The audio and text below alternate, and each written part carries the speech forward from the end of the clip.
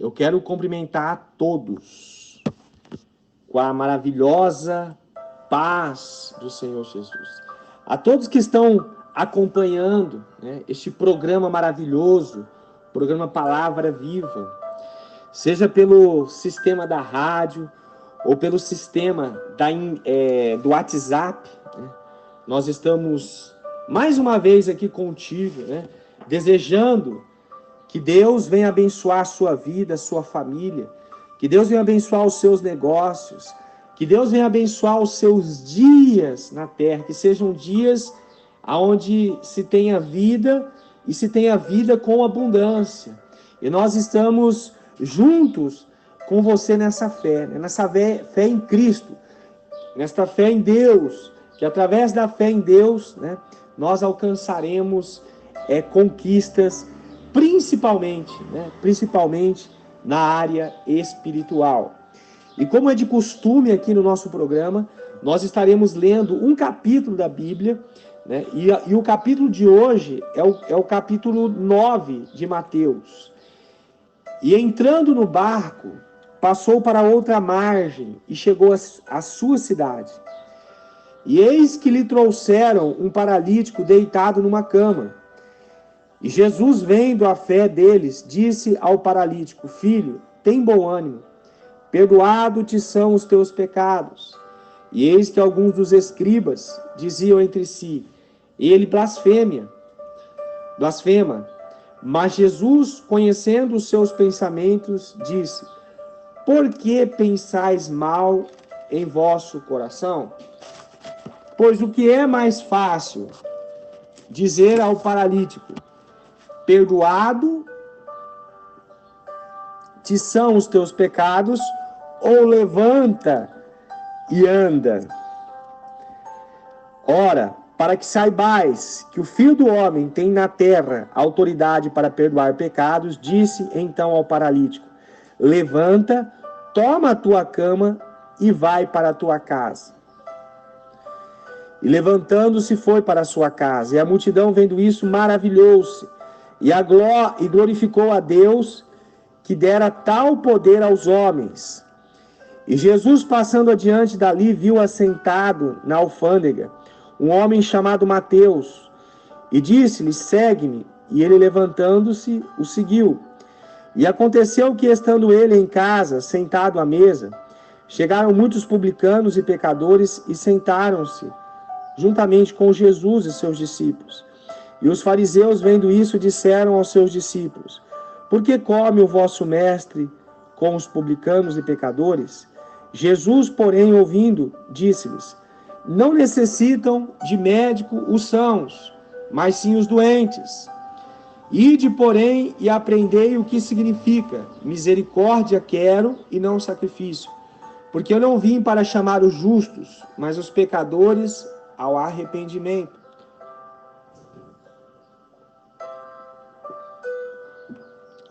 Então chegaram ao pé dele os discípulos de João, dizendo: Por que jejuamos nós e os fariseus muitas vezes, e os teus discípulos não jejuam?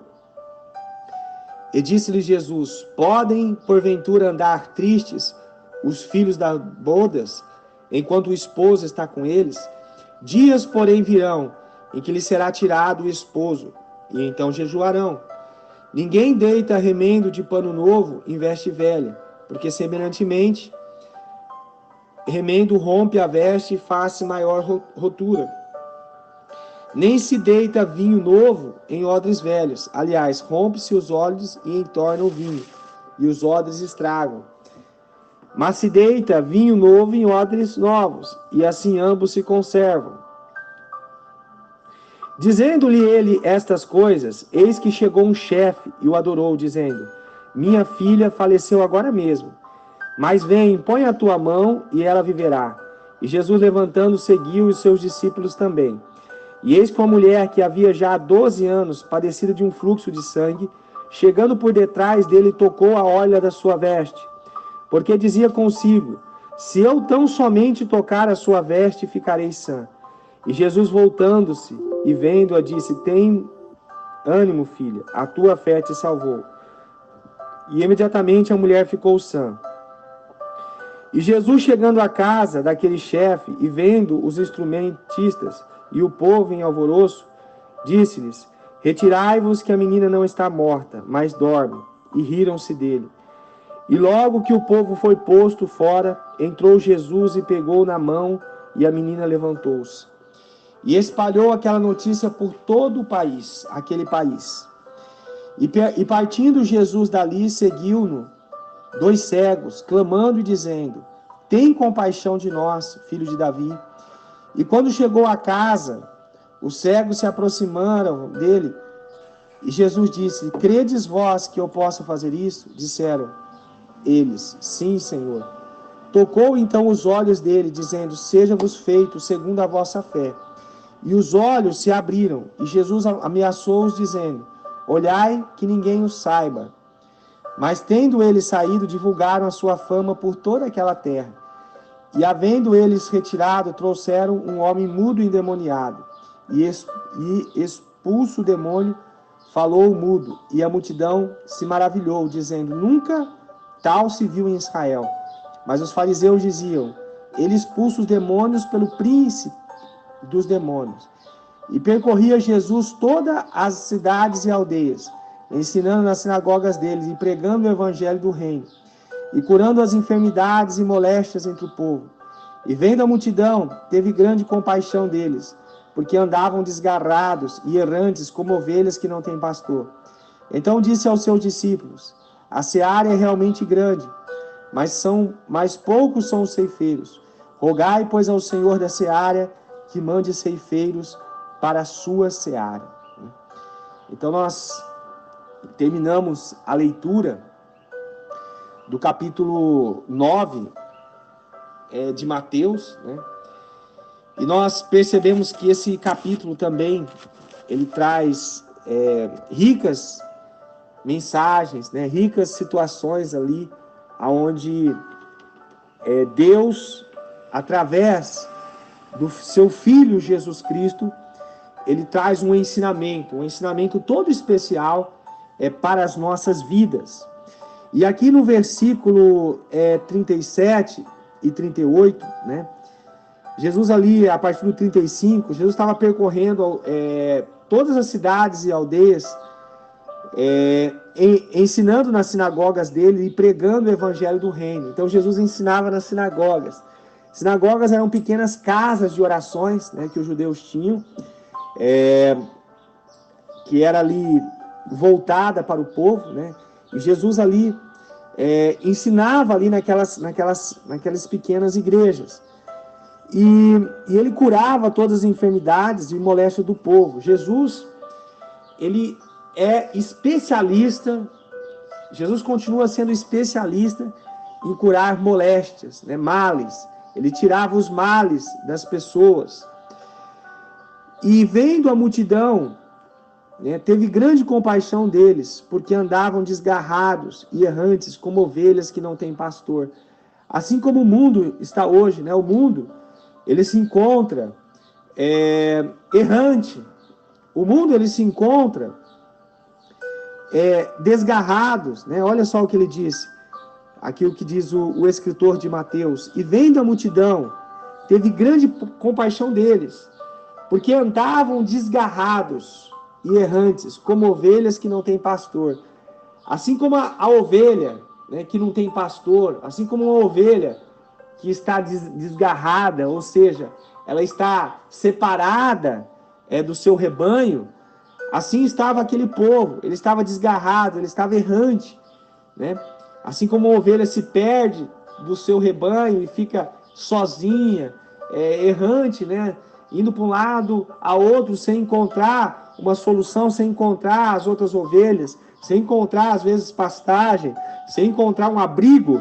Assim muitas pessoas hoje na terra estão vivendo desgarrados, estão vivendo errantes, estão vivendo sem um carinho, sem uma paz, porque cada dia mais parece que a vida dessas pessoas vai de mal a pior, né? E Jesus, ele teve compaixão, né, daquela multidão. Ele vendo, ele tem compaixão. E Jesus, esse mesmo Jesus que andou na terra 2000 anos atrás, ele contempla a minha vida e a sua vida agora, e ele passa a ter compaixão daqueles que estão ouvindo essa mensagem e que estão andando desgarrados, que estão andando errantes, que estão vivendo sem o carinho, que estão vivendo uma vida sem paz, uma vida sem alegria, uma vida onde as coisas parecem que estão indo de mal a pior. Jesus, ele não mudou. Jesus, ele continua vivo, e ele continua observando as nossas atitudes, as nossas vidas, e ele continua se preocupando com cada detalhe da nossa vida.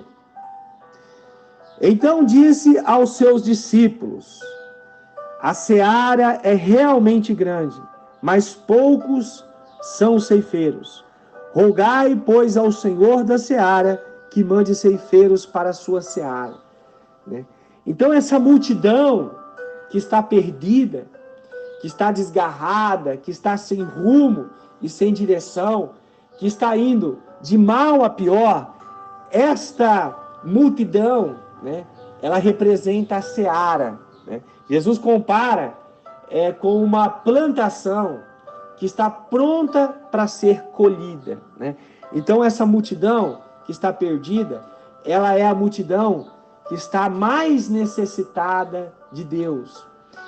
Como cristão, às vezes nós tentamos trazer para o reino de Deus aquelas pessoas que se encontram numa situação não tão desesperadora ou numa situação não tão afundada como encontra-se a maioria das pessoas que estão na terra.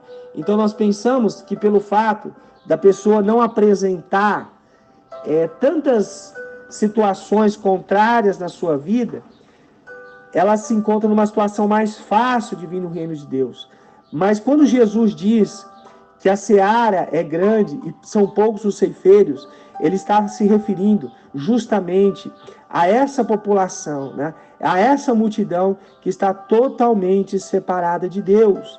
Essas pessoas estão com um vazio tão grande na alma, e elas, quando o ceifeiro, quando o mensageiro de Deus, quando o homem e a mulher escolhida por Deus começa a abrir a sua boca e começa a falar a palavra do Senhor, esta multidão, essas pessoas que estão sedentes, essas pessoas que estão amarguradas, essas pessoas que estão traumatizadas, elas começam a ser impactadas pela doçura, elas começam a ser impactadas pela presença do Espírito Santo na nossa vida. Elas começam a perceber e sentir a diferença que existe nas palavras de um homem e de uma mulher de Deus. E elas começam a se render ao Evangelho. E nós precisamos orar. Eu não sei porque esta programação da rádio chega a muitas pessoas. Eu não sei como está o seu coração. Se você faz parte desta multidão que Jesus compara a uma seara, que Jesus compara a uma plantação que está pronta para ser colhida. Eu não sei como está o seu coração, ou se você faz parte dessa parábola que Jesus compara, fala sobre o ceifeiro. Eu não sei se você é o ceifeiro. O ceifeiro é aquele que vai colher essa seara. É aquele que já tem no seu coração a palavra do mestre, para que através da palavra do mestre, as multidões se dobrem ao Senhor Jesus. Independente do lugar que você esteja. Se você acha que você é uma seara, ou se você acha que você é um ceifeiro, você, na verdade, precisa estar atento e precisa estar com o seu coração voltado para Deus. E Jesus nos ensina que nós venhamos a orar. A orar a Deus para que Ele levante ceifeiros, ceifeiros para essa grande seara, Louvado seja o nome do nosso Senhor e Salvador Jesus Cristo. Aqui também no início do capítulo 9 de Mateus, nós percebemos uma história linda aqui, que Jesus entrando no barco, passou para outra margem da cidade, e eis que trouxeram um paralítico deitado numa cama. E Jesus, vendo a fé deles, disse ao paralítico: filho, tem bom ânimo, perdoado estão os teus pecados, né? Então, eles trouxeram aquele paralítico até Jesus, né? E quando Jesus viu a fé daqueles homens, né? Olha o que diz aqui no versículo 2. E Jesus, vendo a fé deles, disse ao paralítico. Jesus, quando ele olha para nós, para que ele venha agir na nossa vida, Jesus, ele procura olhar em nós e ver em nós homens de fé, mulheres de fé. Se você está ouvindo essa mensagem até este momento, é porque você é um homem de fé, é uma mulher de fé. Mas existem níveis diferentes de fé e que precisam ser alcançados por nós, independente do nível que você esteja, ou se você tem pouca fé, ou se você já tem uma fé mediana ou muita fé, essa fé, né, com o nosso coração voltado a Deus, com a nossa santificação, com nós ouvirmos a palavra de Deus, essa fé, ela pode ser aumentada, até o ponto de poder agradar ao nosso Deus. E Jesus ali, né, eles trouxeram aquele paralítico a Jesus, e Jesus, vendo a fé deles, disse ao paralítico: Filho, tem bom ânimo, perdoado te são os teus pecados.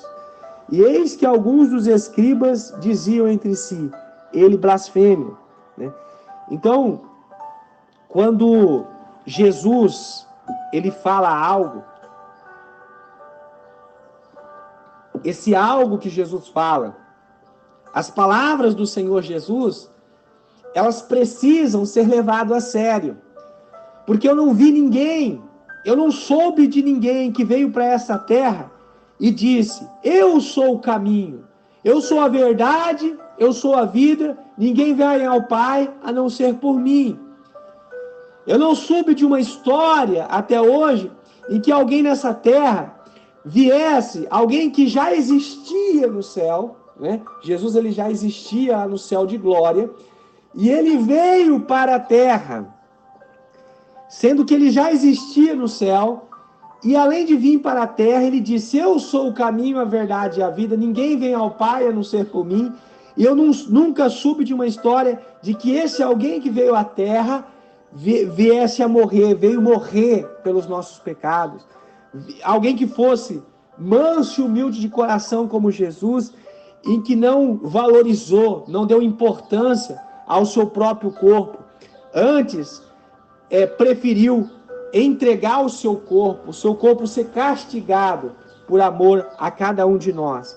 Você pode procurar para a esquerda, para a direita, para a frente, para trás. Você pode ler todos os livros da terra. Você pode pesquisar na internet. Você pode procurar anos e anos. Os anos vão passar e você nunca vai encontrar uma história como a de Jesus. Você nunca vai encontrar uma história como a de Jesus. Então, quando Jesus ele diz algo, é algo inquestionável. Nós não precisamos questionar o que Jesus fala. O que nós precisamos fazer é seguir o que ele fala, porque ninguém tem autoridade, ninguém tem capacidade, sabedoria, inteligência, ninguém tem algo maior para poder questionar a Cristo. Cristo é inquestionável. E quando ele disse: Filho, tem bom ânimo, perdoados te são os teus pecados. Eis que alguns dos escribas diziam entre si: ele blasfeme. Por que os escribas diziam isso? Porque os escribas não conseguiam entender quem Jesus era. Assim como muitos nesta terra não conseguem entender por que muitas pessoas saem de uma igreja, vai para outra, sai do ministério, ou vai para o outro, sai de uma igreja, ou vai para uma seita, sai de uma seita, vai para outra, e fica pulando, porque na verdade essas pessoas não entenderam, né, que o caminho é Jesus Cristo. Eu não estou dizendo que de repente uma pessoa não possa sair de um ministério e ir para outro. Eu estou dizendo pessoas que não conseguem se firmar é numa igreja, né? Numa igreja que fala a palavra de Deus. Pessoas que saem de uma congregação, vai para outra, entram em seitas que nada tem a ver com a palavra de Cristo, né?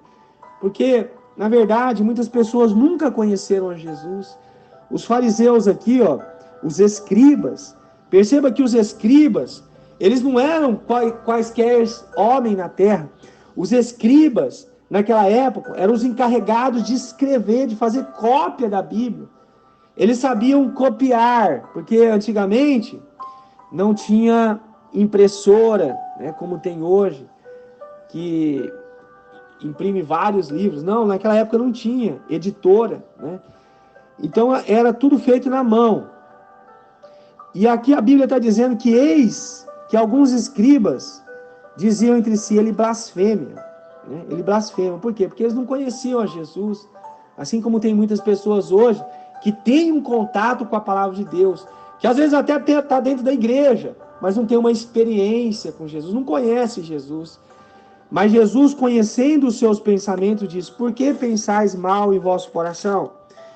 Pois o que é mais fácil? O que é mais fácil? Dizer ao paralítico, perdoados-te são os seus pecados, ou levanta-te e anda. Ora, para que saibais que o Filho do Homem tem na terra autoridade para perdoar pecados, disse então ao paralítico, levanta, toma a tua cama e vai para a tua casa. E levantando foi para a sua casa. E a multidão, vendo isso, maravilhou-se e glorificou a Deus, que dera tal poder aos homens. Então, para que Jesus acabasse ali com aquela blasfêmia, para que Jesus acabasse com aquela dúvida no coração deles, Jesus falou, o que é mais fácil dizer ao paralítico, levanta e anda, perdoados estão os teus pecados, ou levanta e anda? Perceba que é muito mais difícil dizer, levanta e anda. Ninguém tinha esse tipo de poder ou de autoridade na terra. Só alguém que Deus tivesse dando autoridade, que Deus estivesse realizando isso, poderia falar algo desse tipo. E Jesus disse ao paralítico, perdoado-te estão os teus pecados. Primeiramente ele disse isso. Depois ele disse ao que estava paralítico, levanta, toma a tua cama e vai para a tua casa. E o paralítico fez isso, levantou. Jesus, ele tem poder para levantar um paralítico. Jesus tem poder para acabar com todo tipo de paralisia. Paralisia física ou paralisia espiritual. E aquela multidão ficou maravilhada. Jesus, ele colocou um ponto final.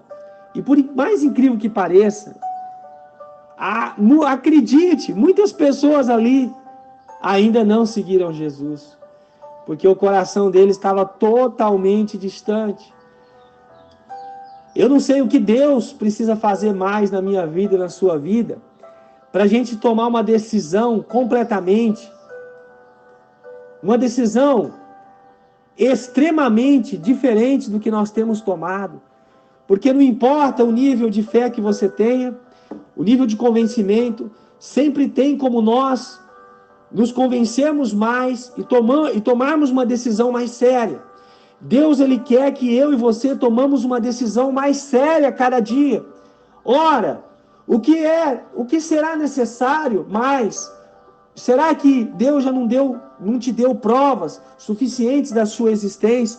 Será que Deus já não mostrou para você várias vezes aquilo que ele quer da sua vida? E por que nós não tomamos hoje essa decisão? Essa decisão, de uma vez por todas, de entregarmos a nossa vida a Deus, a entregarmos a nossa vida a Jesus, não entregarmos a nossa vida simplesmente a uma religião, a uma igreja, não.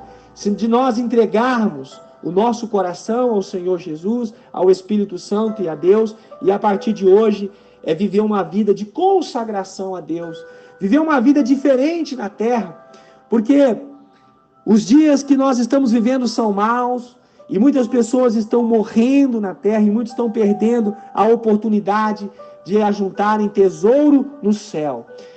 Escute, Deus está falando com você. Deus está te chamando para um compromisso maior com o seu reino, para um compromisso maior com a sua palavra, para um compromisso maior com as coisas dos céus. Não é possível. O que mais você está esperando? Na verdade, o tempo, não, tudo tem um tempo, mas já era para você há muito tempo atrás. Já está servindo ao Senhor, já está conhecendo de frente para trás, de trás para frente, a palavra do Senhor. Já era para você há muito tempo saber coisas que ainda você não sabe. Já era para Deus estar te revelando muitas coisas.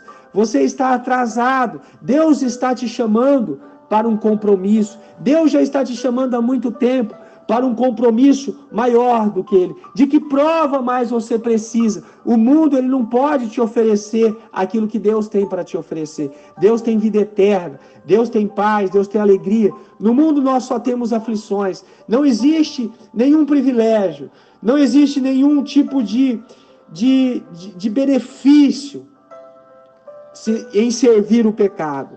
Servir o pecado só traz morte, desgraça, maldição para as nossas vidas.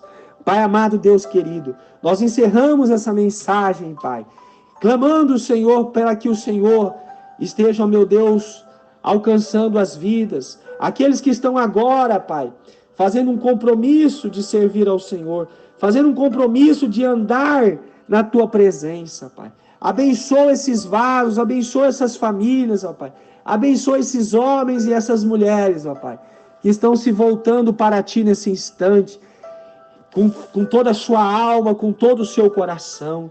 Meu Deus, cura os enfermos, meu Pai. Aqueles que se encontram acamados, paralíticos, que aqueles que se encontram, ó Pai, com a visão embaçada, com problemas de visão, problemas de audição. Aqueles que se encontram, ó Pai, com câncer, com caroços espalhados pelo corpo, identificado ou não pelo médico. Meu Deus, joga por terra todo esse mal, Senhor. Aqueles que se encontram presos na sua mente, na impossibilidade, na incapacidade, Pai, que eles possam se associar ao Senhor e acreditar, Pai, que algo novo vai vir dos céus, que o Senhor, ó Pai, vai fazer algo novo na vida deles. Meu Deus, nós estamos orando, ó Pai. Nós estamos declarando, meu Deus, a vitória. O Senhor é especialista em arrancar as moléstias. Arranca, meu Deus, as moléstias. Arranca os males, o mal no fígado, o mal no baço, o mal na vesícula, o mal no rim, o mal no sangue, o mal no couro cabeludo, na pele. Volte em nome de Jesus a funcionar perfeitamente, todos os órgãos do seu corpo. Volte a funcionar novamente.